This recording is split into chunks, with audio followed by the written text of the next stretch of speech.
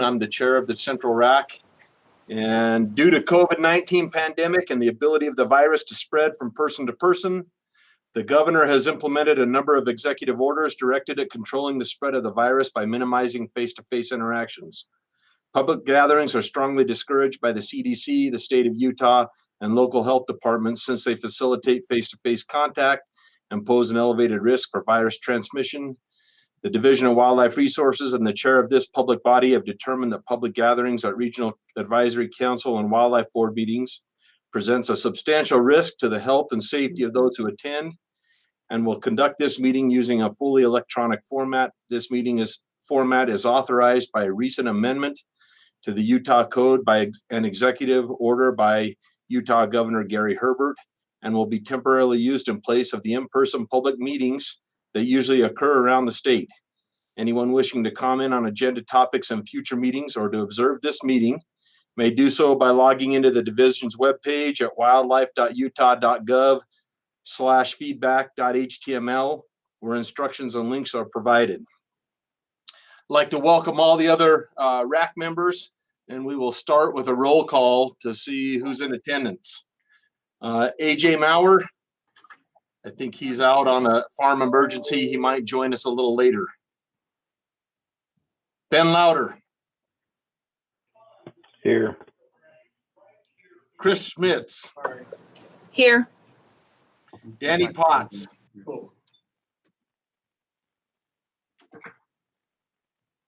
Danny, I know you're there. I'm here. Excellent. Eric Reed.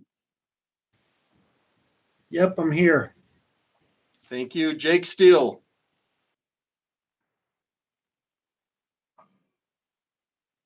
Josh Leonard is out. He didn't think he would have coverage. He's gone in the field. Ken Strong. Here. Luke Decker. Here. Mike Christensen. Here. Scott Jensen. Here. Steve Lund.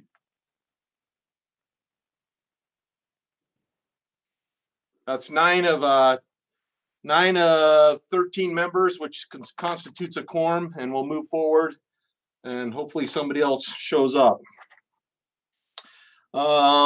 Would like to welcome the DWR staff. That includes Jason Vernon, Central Region Supervisor, Riley Peck, Central Region Wildlife Manager, and our guest of honor tonight, Darren DeBloois, the Game Mammals Coordinator.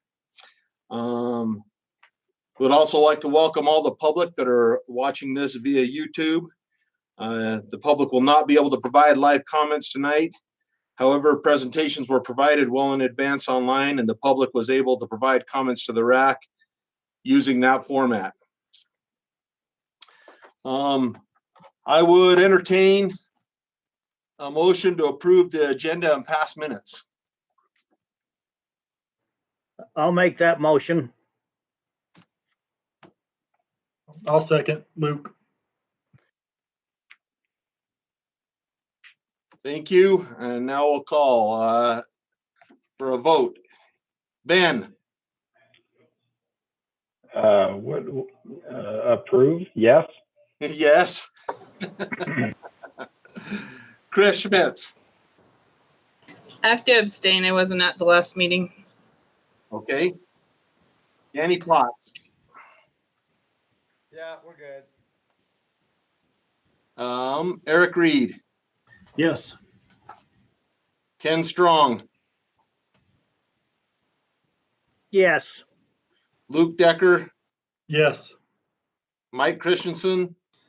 Yes. Scott Jensen. Yes. Excellent. Thank you very much. I will now provide a brief summary of motions from the last Wildlife Board meeting. Let's see.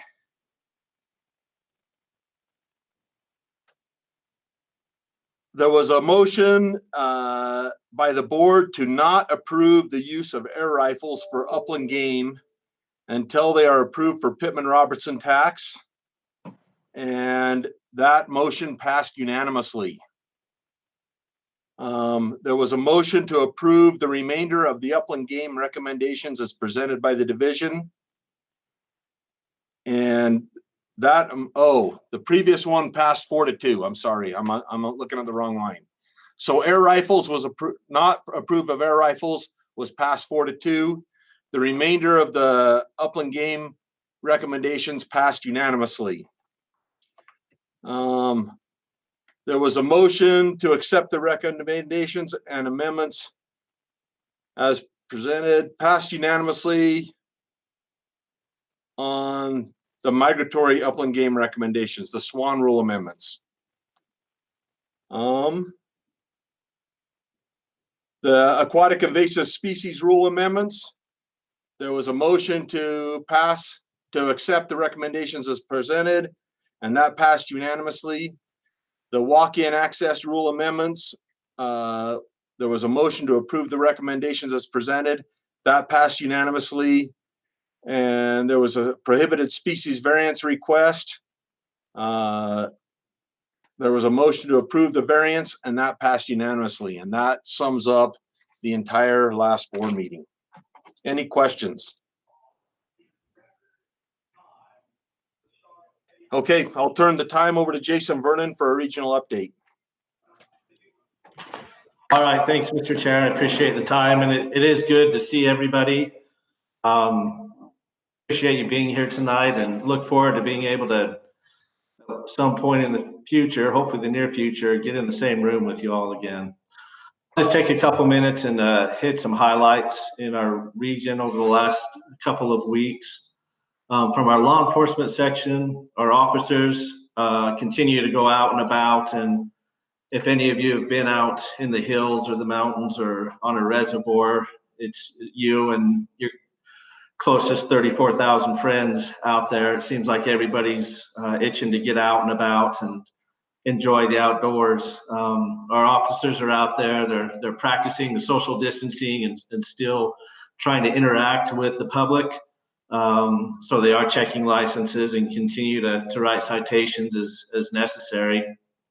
I can't remember if I mentioned at our last meeting, but our region, as far as law enforcement officers go, is now full. It's been a couple of years since we've had officers in each of the districts, and I'm happy to report that we do at this time. And I hope at a future meeting we can introduce our new officers to the region.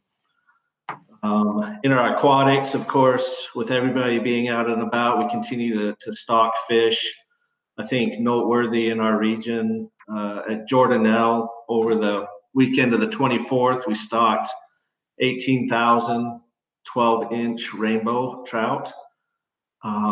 So we're excited about those trout going into that and be a resource at that reservoir. Our habitat crews continue to be working hard. This summer, they're installing quite a few different guzzlers throughout the region. Most recently, they're working on guzzlers on Loafer Mountain on the WMA up there, and we've actually had quite a few dedicated hunters helping out throughout the region installing these guzzlers. So we appreciate the help from the dedicated hunters, and we're excited to get water in places that hasn't necessarily been in the past and provide a resource to our wildlife. You've probably seen throughout the state that there's been several fires scattered throughout the state. Our region hasn't been spared by the fires. We've had quite a few, 6 or 7 or a dozen probably. There's a few that we're specifically going to be working on with some of our partners. I think maybe a noteworthy one was a 450-acre fire that was started on our Big Hollow WMA our Wallsburg WMA near Big Hollow shooting range in Daniels. That fire, like I said, burned about 450 acres, and we're thankful for all those that worked hard to get that out. Outreach section, it's been pretty tough with some of the safety restrictions that we have in place. We're continuing to work with our partners and with those that we typically contact during our outreach. I think it's been pretty disappointing as we haven't been able to get out and touch as many people as we've wanted to in our typical ways, traditional ways, but we have found other ways to be able to share wildlife with them. One of the challenges we have coming up is one of our favorite events throughout the year is the Kokanee Salmon Viewing Day. And we're at Strawberry Reservoir, and we're still working on trying to decide how and if that will work. And I'm hoping that things might relax a little bit. But, you know, with everything that's going on, it's taking a toll on some of our outdoor recreation events. From our wildlife section, they've been classifying elk over the last several weeks and finished up last week. And I think typical to any summer, they've been responding to nuisance incidents. This year, primarily moose and bears. I am glad to say that the number of calls seems to be quite a bit fewer than we've had in the past, especially last year. It seemed like every time you turned around, there was some type of bear somewhere that it wasn't supposed to be. So they continue to work on that and appreciate their efforts there. And on a final note from our fiscal section, and just wanted to report on our, what I guess we call in our agency, our big sales day on July 21st. July 21st, we had our sales for our general elk permits. We purposely made the decision to do the sales online this year because of COVID and to avoid the potentially large gatherings that we might see either in our agents' businesses or in our division offices. Wanted to keep some protection and separation between all those people. Demand for the any bull elk permits has been increasing in recent years, and I think if you followed that, last year those permits sold out in 11 days. We knew that it was going to be a hot item and planned accordingly this year, but we never anticipated that the any bull permits would sell out in roughly about 8 or 9 hours this year, and those were all online. We anticipated the traffic and tried to plan the best that we could for it. And even though there were some long waits as we processed those, we did process about 30,000 transactions that day. The spike tags, just more information, sold out the following day. So there are all of the general season elk permits sold out within 2 days. There are still some antlerless private land permits available, and of course, unlimited archery elk. And as I looked on there, there's some bison permits on the Range Creek still available. So with that, Mr. Chair, if there's any questions, I'd be glad to answer at this time, but that's all I have for this group. Yeah, Jason, Yeah, Ken. I just want to give kudos to Chris Crockett for what he's done and is doing with the fishing there in the central region. He's on top of it, and he's turned a couple of reservoirs into some really good reservoirs, typically Yuba and Jordanelle. Thanks, Ken. I appreciate that. He's one of our, in our agency, we have a lot of dedicated and passionate employees, and he's certainly one of those. I'll pass that on to him, and I appreciate the feedback on those. Thank you, Jason. I do have one question. Elk classification, I'm sure you haven't summarized everything, but is reproduction looking good this year?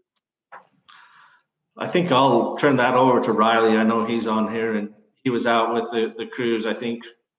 And then any of our biologists, if they want to talk about what they saw as well. Yeah, we haven't summarized all of that, Brock, but typical to years previous, as we've looked at it, as we're compiling that data, it looks like our reproduction is going to be at least average to maybe a little bit above average. And I'm hesitant to say that because we haven't compiled it, but it's looking good so far. We're optimistic at least. Thanks, Riley. Any other questions or comments for Jason?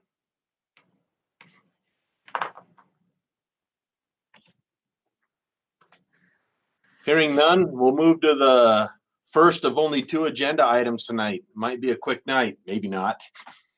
Maybe I just jinxed us. So the first agenda item is Furbearer and Bobcat harvest recommendations. Hopefully all of you had a chance to view Darren's presentation on this. I'll turn the time back to Jason to summarize the public comments.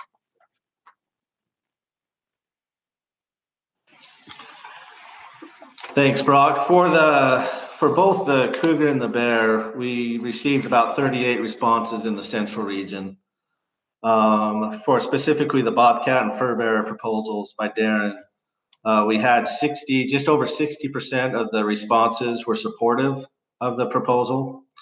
About 18% opposed the proposals, and the balance of that is 21% that were neutral.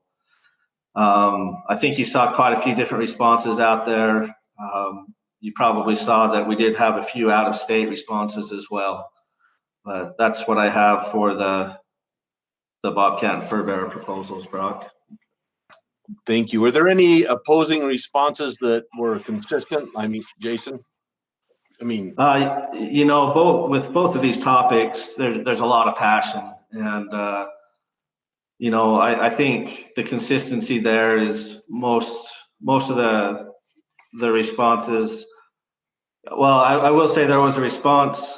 Sometimes they would oppose it, but it was because there weren't enough permits being offered rather than what the division was recommending.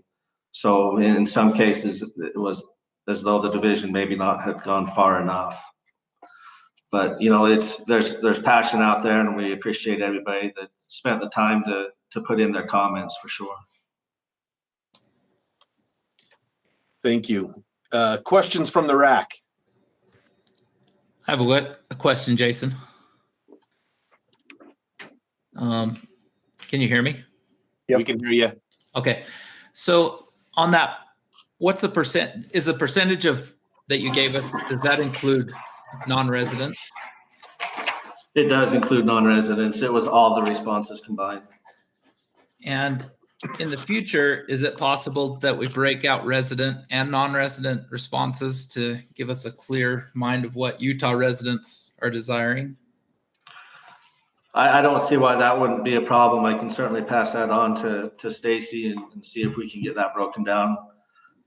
This was one where I just happened to notice that we had those out-of-state responses and thought I'd make a note of it to the RAC members. No, I think that's great. I appreciate it. And sorry to Stacy if I just made more work. This time, Mike, I think it was only 2 or 3 of the 38 that were out of state. That's what I thought, but I didn't know what other RACs what they would get also. They might get more because they get a longer input process. Sure. So I did count 3 out-of-state responses is what I noted. So thank you, Jason.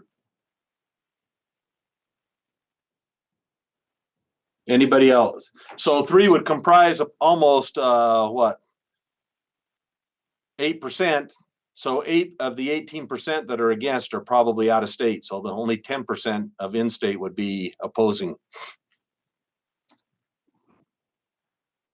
Any other questions from the RAC?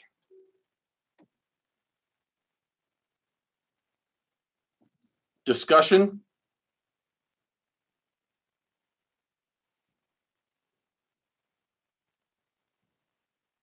I would entertain a motion.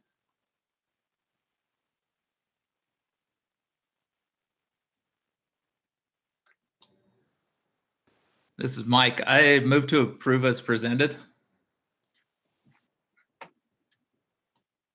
Yes, Ken, I'll second that. Okay, any discussion on the motion?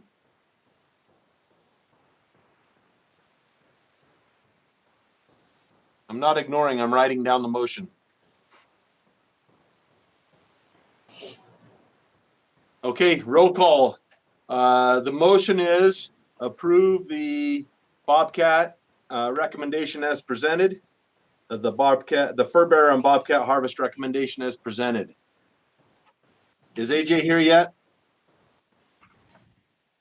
Ben Louder. Yes. Christine Schmitz, Yes. Danny Potts, Yeah.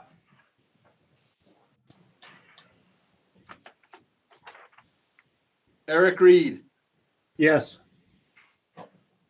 Ken Strong, Yes. Luke Decker, Yes. Mike Christensen, Yes. Scott Jensen. Yes.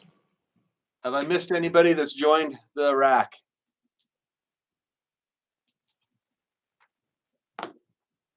Excellent. Thank you very much. Motion passes unanimously. The next item on the agenda is the Cougar recommendations and rule amendments. Again, I hope everybody had a chance to watch this. I received a whole bunch of emails on this from people with all sorts of views. I'll turn the time over to Jason to summarize the public comment portion. All right, thanks, Brock. Again, this is out of the 38 responses we received through the internet responses after watching the videos. We had 52, almost 53% support the proposals. 42% were opposed to the proposals. And then the balance of 5% were neutral on the proposals. And again, that included the 3 out of state, as I noted previously. And again, I guess the trend there would be everyone's really passionate about mountain lions. Thank you, Jason. I've got in my notes from the emails and comments that I received, some people say we need to harvest more cougars. Some people say we need to harvest less cougars. I did receive multiple about allowing a second permit, but I did receive multiple comments about limiting the pursuit season on the 3 units in eastern Utah. But any questions from the RAC? Hey, Brock, maybe before we get started, I wanted to amend one of our recommendations just for consideration. That's what you just talked about, the limited season on those 3 units. We talked about that, and we felt like if a person's down there and they have a bear permit already, so that they're there hunting bears, either a pursuit tag or a harvest tag, that we'd allow for them to take a lion if they had a valid lion tag. So that's just a minor change, but we felt like they're there already. They've got their dogs. They may even tree a lion. And if they have a valid tag and they're there with a valid bear tag, to go ahead and let them. So that's just a small change. We're still recommending the same season dates. And then we'll clarify that in the guidebook. Other than that, maybe the only other thing I'd add is, there's quite a few things at the beginning with regards to predator management in this fall spot and stalk hunt, just so everybody's on the same page. Those are all things the director's done under his authority. So those are informational tonight. The stuff we'll be voting on will be the balance, the permit recommendations and so forth. So just to frame the discussion, I guess.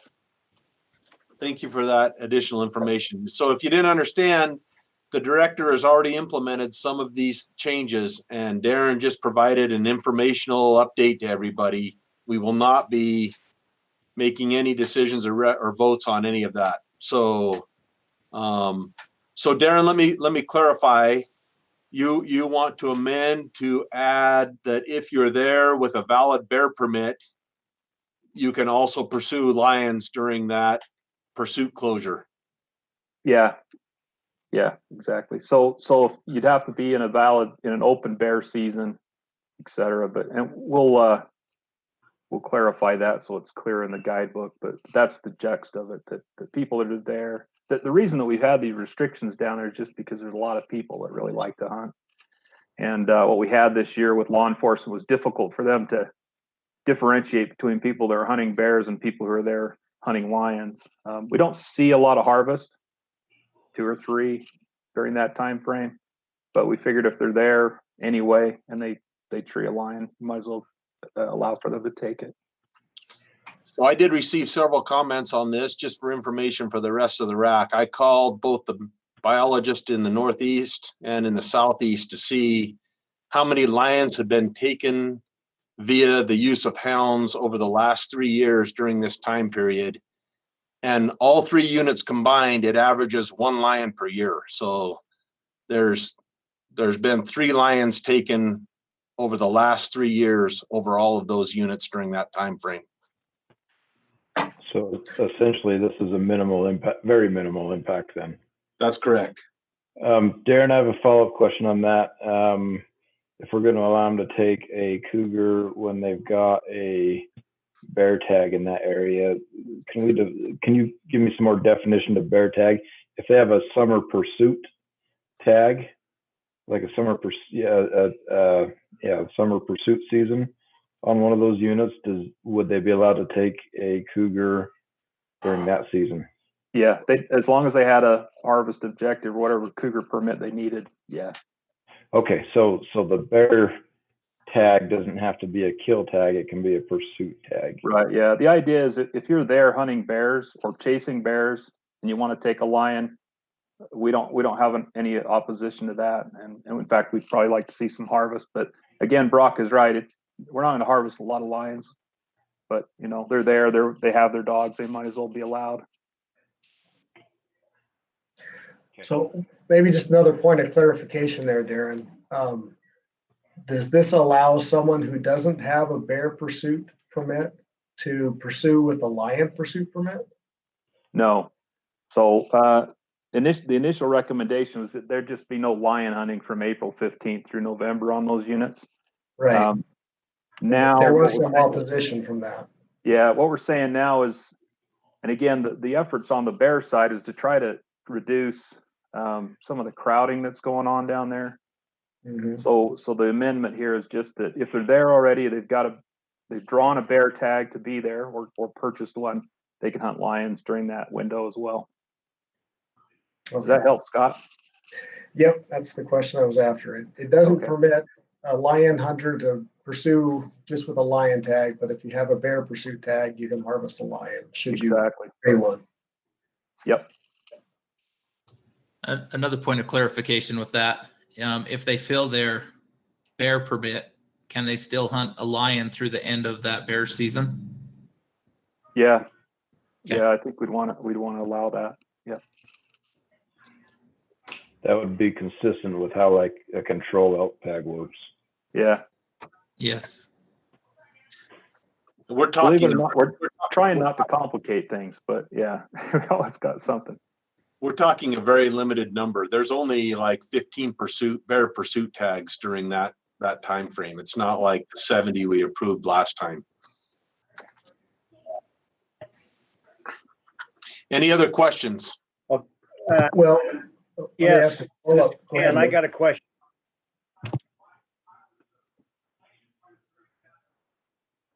Go I ahead, got a Ken. question for Darren.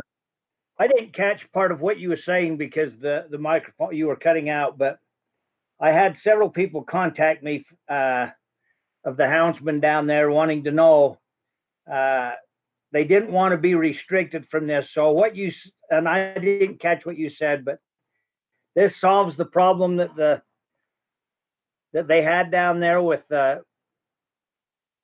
out-of-staters and so forth. They were claiming the out-of-staters were coming in, buying with a bear tag, and then chasing lions. So I'm just trying to get this squared out in my mind. Ken, I think it's the other way around. I think what we tried to do is restrict the number of non-residents that could pursue bears down there, especially in the spring. And we've already done it for summer. What we had this year is we had people purchasing lion permits and then going down with their dogs and pursuing lions during those bear seasons. And so the concern about the numbers of people weren't really alleviated. That was an oversight. We should have anticipated that. So what we're saying now is if you're there, you've got a bear permit. And again, in the spring, non-residents have limited number of permits. We passed that with the bear recommendations, but state hunters can buy those permits over the counter. So they could be there. And now with this change in the recommendation, they could take a lion if they happen to tree one. And again, it doesn't happen very often. They're usually there chasing bears. That's what they want to be there for. I think this addresses the concerns of the houndsmen down there, the residents at least, where they were concerned that they wouldn't be able to pursue lions during that time frame. If they've got a bear permit, they could go and pursue lions as well.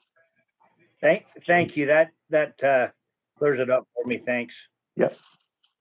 Darren, is it believed that those non-residents that were buying the Cougar tags were using that as to make it legitimate to come and run bears? Like, do we think they were actually running bears as opposed to Cougars? The way it's been represented to me is it's difficult to tell. It sometimes looks like they're hunting bears. They're rigged the way they're rigged.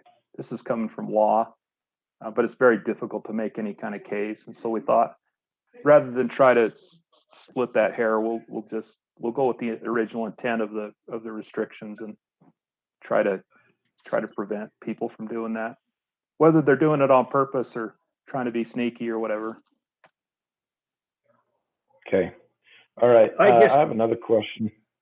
Darren, on the spot and stock hunt that you're recommending, I don't see much detail in the RAC packet about that. Can you just expand on that and give some detail on how that spot and stock, the new spot and stock hunt will work? Yeah. So this is something the director's done under his authority. So this will take effect on August 1st. So before the RAC process is over. Okay, so way it this works isn't something is, we're voting on then. Yeah, it's not something you're voting on. But Ben, the way it'll work is there's a $30 permit that's available. It's been used as a damage tag, but we're using it for this as well. That a person can buy over the counter. There's no cap on those permits. You just can't use hounds with that permit, and that permit is valid statewide from August 1st through December 31st. So we tried to keep it simple. This is a response to the legislation that was passed this year that asked the division or directed the division to provide an opportunity for big game hunters to take lions while they're hunting big game. Okay, so there's no objective or anything, like you don't need to be keeping track of whether or not you've hit an objective in a unit, or it's just by the tag, and you've got from August to December to potentially fill that tag anywhere in the state. Right. Yeah, we'll Okay. we'll take that kind of harvest into account as we look at numbers moving forward. I don't anticipate high success. I don't think it's going to be significant. But it won't count towards a quota in that season. So if there's a hunt later in the season, one taken during the archery hunt, for example, wouldn't count towards that quota. Okay, great, thank you. Yep. I have a question for you, Darren, on that line. Is there an orientation course that goes along with those over-the-counter permits? No, Okay. we didn't propose anything like that. Okay, and then do those cats have to be sealed and checked in at the division offices? They do, yeah. So will the hunters that buy those permits be notified that that's what they have to do as part of that process? Yeah, that'll be in the guidebook, and anytime you harvest a lion, that's required. It probably wouldn't be a bad idea the problem is over-the-counter permits are difficult we know after the fact who bought them. Yeah. But yeah, some outreach I think would be beneficial. Is it possible to put that information on the actual permit itself, that it needs to be checked in at a division office within the time frame? I can check into that. I know licensing has a limited amount of space on those permits, and honestly, Mike, I've seen an example and I can't remember what we put on there. I don't think we put that on. Okay. But as with any other hunt, you need to be familiar with the rules. And so if people are also, there's some restrictions on what you can do with that animal if it's not got a permanent seal on it. But I think an outreach effort would be in order. Yes, Darren, I got one more follow-up here. This is Ken. So what you're saying is there will be no pursuit permits issued for lions, but there will be for bears, and you can chase the lions if you have a bear permit, right? On those 3 units, right? And Yes.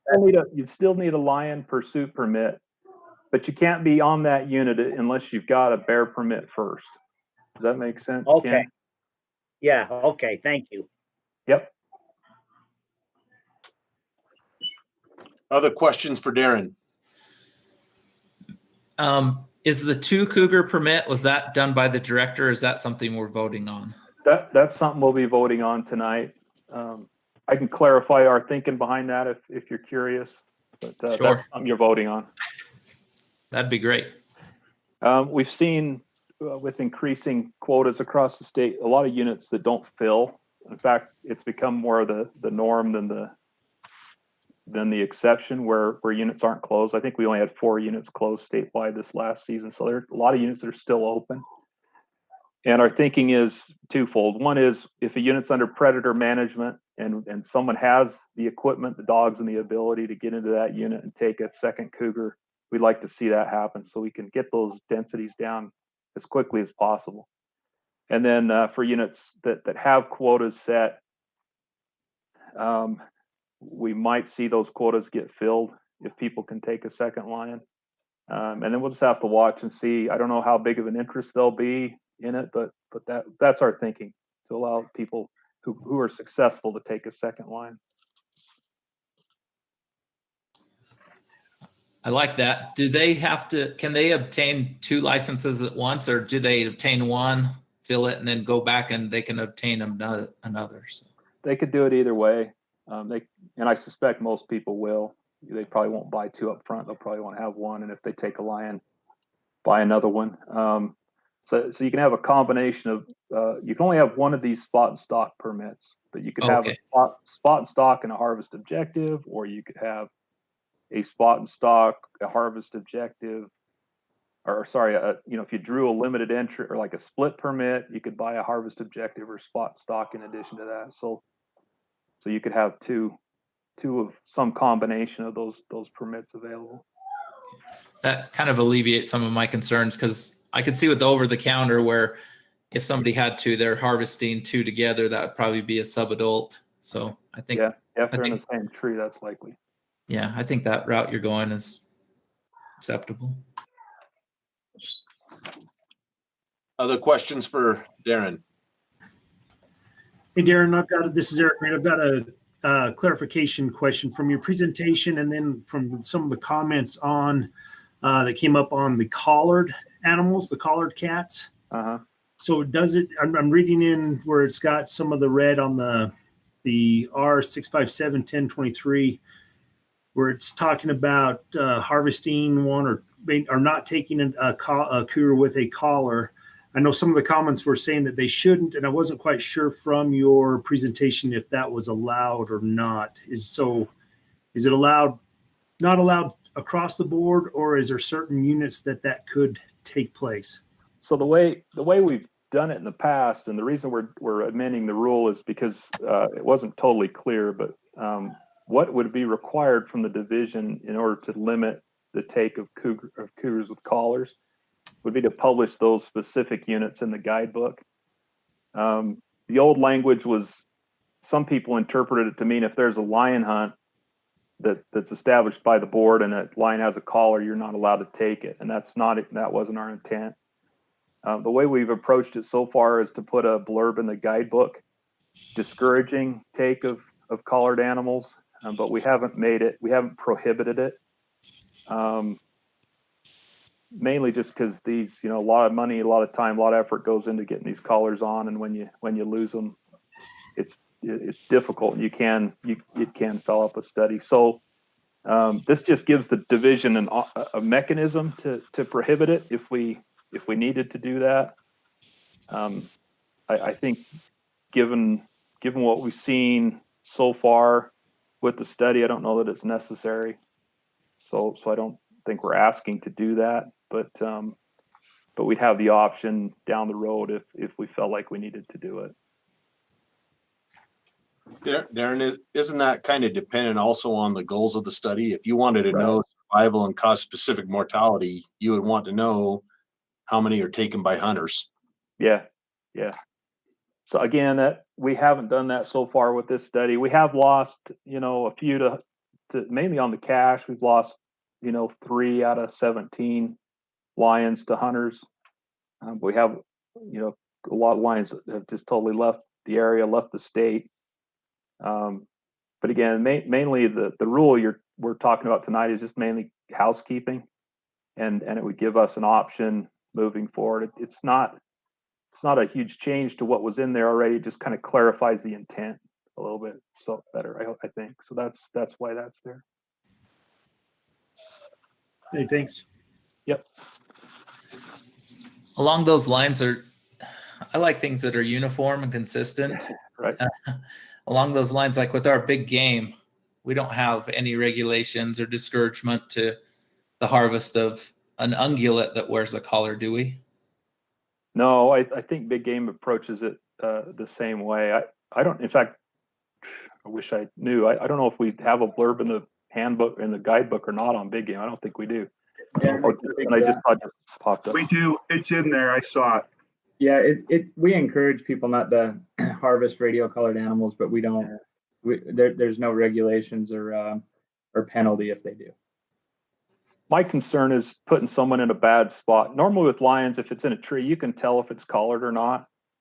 And again, we'd ask people not to take those lions, but especially with the spot and stock season, if you're shooting a lion at a distance and you don't notice the collar, I'd like to avoid ticketing someone in that situation. So we've opted to, unless it's absolutely necessary, not make it illegal to take a collared animal. And that's across the board. Thanks, Darren. Justin? Yep. Other questions? Yeah, Darren, can you speak to where we're at with limited entry units on lions? There was some discussion about loss of limited entry units and people still retaining bonus points and the ability to use those over time. Can you address that? We made a conscious decision last winter when we made adjustments to some of these units and increased lion permits because of the concerns about deer numbers to either have split or harvest objective only units. And the reason we wanted to use that strategy is because with a split unit, you still have the opportunity for a harvest objective opportunity following that limited entry portion. So it's still limited entry for most of the season. You'd still use your bonus points to draw that permit. But we wouldn't have to, the director wouldn't have to, he could just tack on additional harvest to that quota that takes place after the limited entry season rather than having to establish essentially a new hunt that takes place. So it's just an easy way in an emergency for the director to address it. The main difference is with a straight limited entry hunt, if not all of the lions, say their 10 permits are taken, the hunt ends regardless of how many, if you get to 8 and the hunt ends, then you're done. With a harvest objective, you'd have an opportunity to take a couple more lions after the limited entry portion. Given where we are and our concerns with mule deer, I think that's probably the prudent thing to do right now.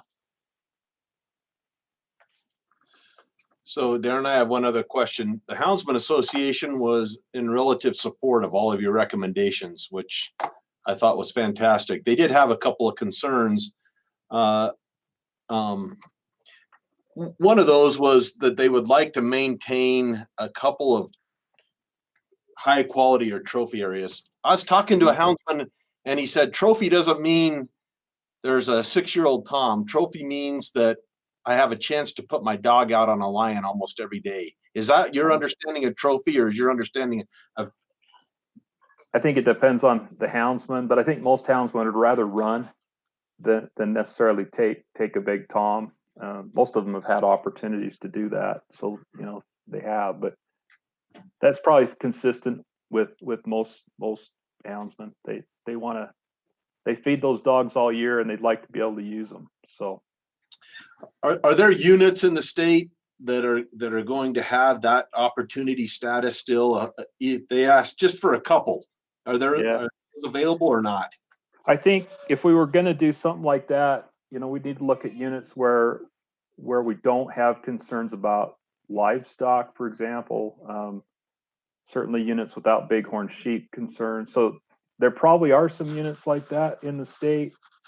I think right now, given kind of where we are with what's going on with our mule deer herd and where we are with our lion population, that maybe isn't something we'd want to pursue in the short term, but it's certainly something we could have discussions about moving forward, especially when we see recovery of some of these prey animals and let things kind of settle out.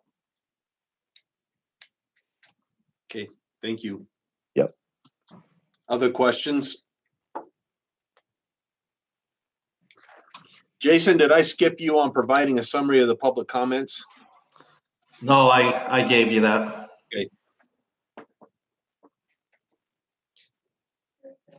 Okay. This is Scott. Let me give voice to one more comment.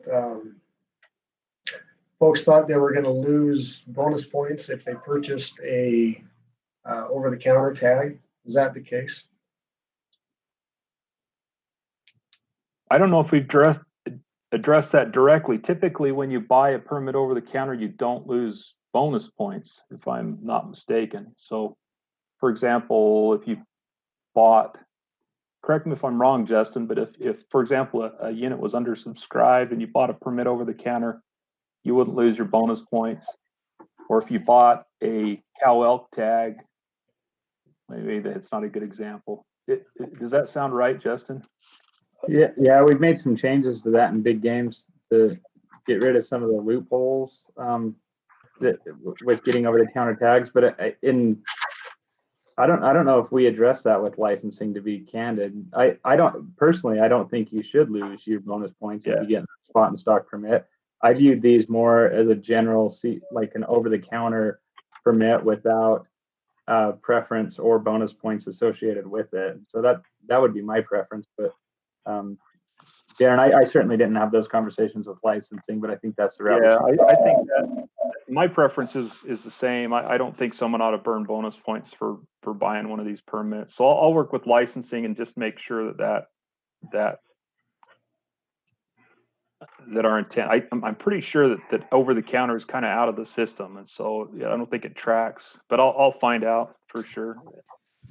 So as Justin mentioned, we did make some changes recently to like deer tags, elk tags, if they're purchased, leftovers that were purchased after the draw, that you do lose your points. So I think it's important. And I agree that with these spot and stock tags, they should not cause you to lose any points. So I think it's important that we address that in our recommendation if that's how the RAC feels, and I certainly do feel that way.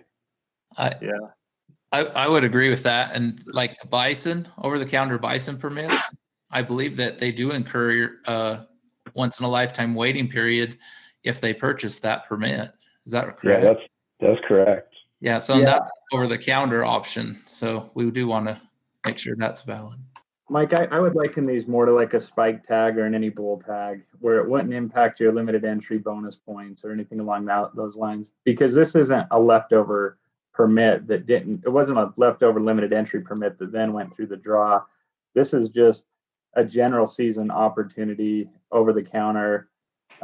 It's not capped. I don't think it should impact bonus points, but we'll let the RAC weigh in on that. Yeah, and again, this is a director's action, so I don't think it was mentioned in his declaration, but that's something we can just fix. We don't need to. I don't think harvest objective tags go against your bonus points as right currently. So I don't. Yeah, and I agree with that. I was just saying that the over-the-counter buffalo tags do. So yeah, I agree that they shouldn't. Other questions for Darren?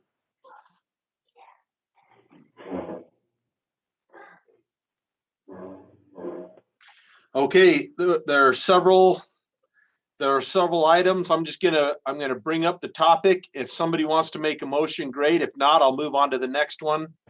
The topics that we've discussed are modifying the pursuit season dates on the 3 eastern units.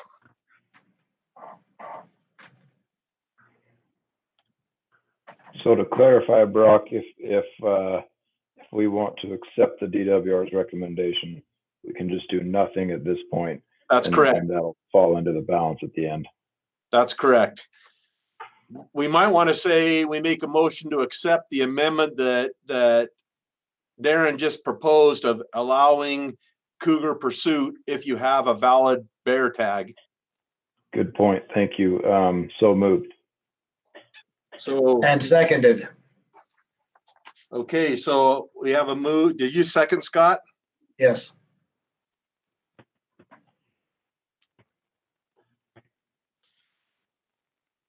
Any discussion? The motion is to accept the amended recommendation to allow cougar pursuit and harvest if you have a valid bear tag on the LaSalle, Book Cliffs, and San Juan units.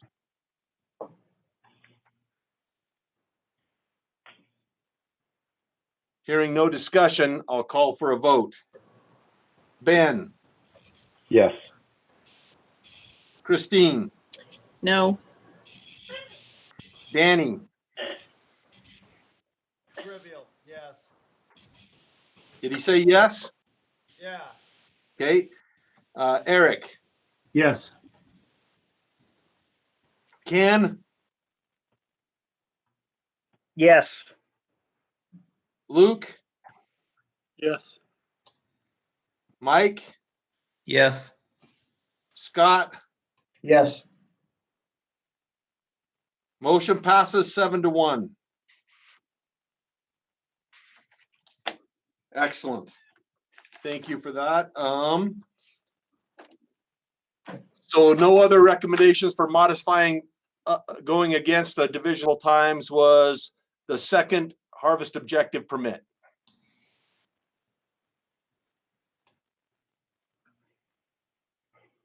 I'll throw a thought out there on that. Darren explained that that the purpose of that recommendation is to allow the people that have the tools and the ability to get the harvest we're looking for to make that happen. I like it. So Ben would not be in favor of a motion here. Correct. Yeah, I think based on the information provided that a lot of the units aren't meeting the harvest objective, that's a good way to go about getting the harvest we need. I mean, and I'll throw out just a little additional there. The reason I feel that way, I mean, we have had a tendency for years when we're talking about mountain lions and bears, predators in general, to just talk about that species. But really, we're talking about when we're discussing mountain lions, we're really discussing deer, elk, anything they might eat, right? And a lot of these changes that have come about this year because of the struggle of our deer herds right now. So I'm in favor of whatever we can do to help our deer herds out.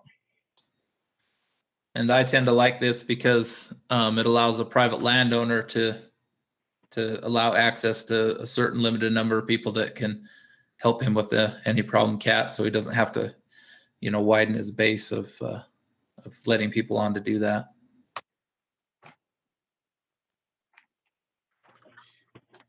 Okay, I'm hearing no motions there.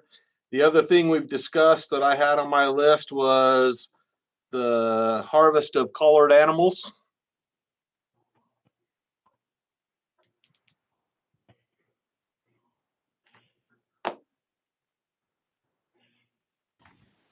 Any other motions somebody wants to make from the RAC? Brock? Yes, Ken. Brock? On the collared animals, I'm not going to make a motion, but I'm a little bit concerned because we put so much money into getting those animals collared. Do we really want to lose them or have a chance to lose them? So I don't know, maybe this is a question for Darren. Like on our elk study and our deer study, a fundamental part of what we want to learn is survival and cause-specific mortality. And so having animals harvested gives us really valuable information. So to me, it's more the goals of the study might dictate something like that. So I'm going to have to default to Darren on this. Yeah, I think that's exactly right. It would depend on the goals of the study. The current lion study is not looking at cause-specific mortality for lions.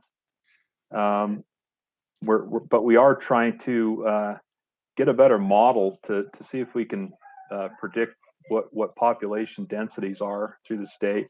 So, you know, if people went out and took every single lion that we had collared from the year before, there's potential to harm the study. But having said that, you know, we haven't seen it so far.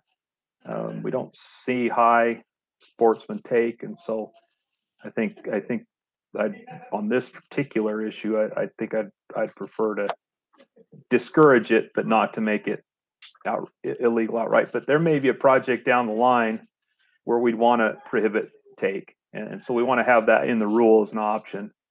But for right now, that's something we probably won't exercise. Thank you for that clarification, Darren. Yep. Brock, Yeah, sure, Mike.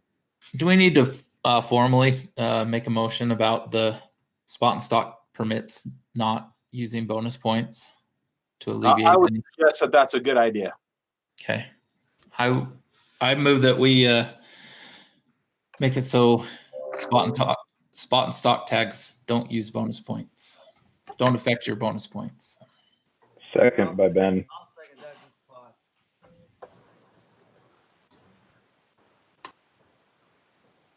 Any discussion?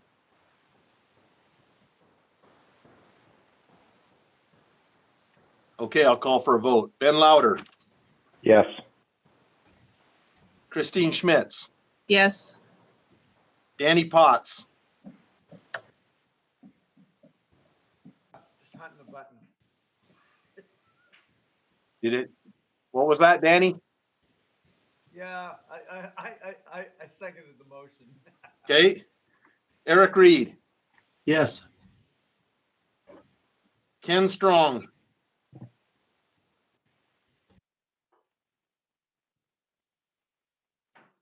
Ken, you're on mute.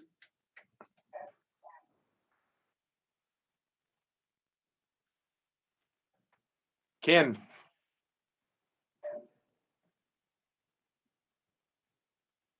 I can see you there, buddy. Give me a thumbs up if you vote in favor. Yes. Oh, very good. Thank you.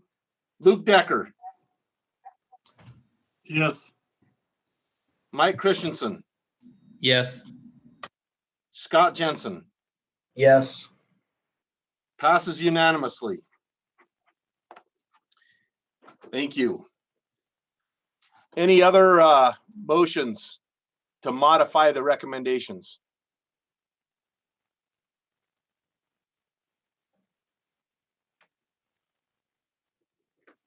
Here, go ahead, Ben.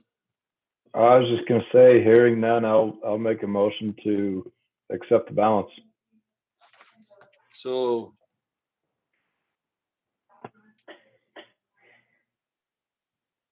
And I'll second that. Ben and Ken.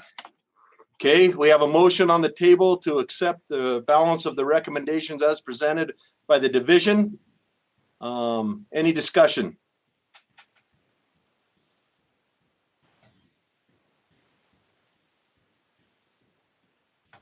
Hearing none, I'll call for a vote. Ben Louder, Yes. Christine Schmitz. No, because I have to represent my constituent. Excellent. Danny Potts.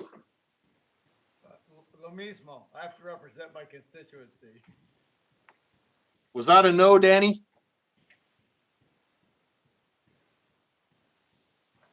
We can't hear you, Danny. Was that a no?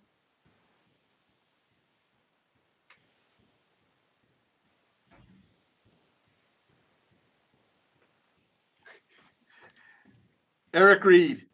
Yes. Sorry about that. That is a no. I'm sorry. Thank you very much. Sure. Ken Strong. Yes. Luke Decker, Yes. Mike Christensen, Yes. Scott Jensen, Yes.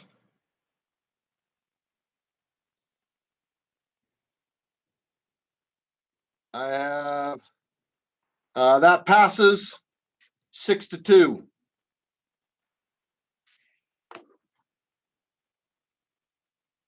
Okay, I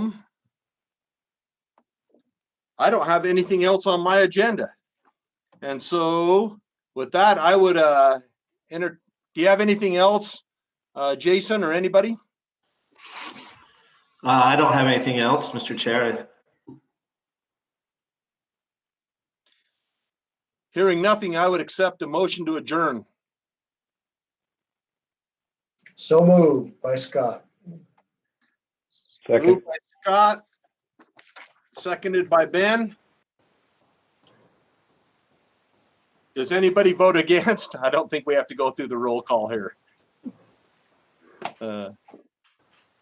Motion passes. Meeting is adjourned. That's about maybe the fastest meeting we've ever had. That was a quick one.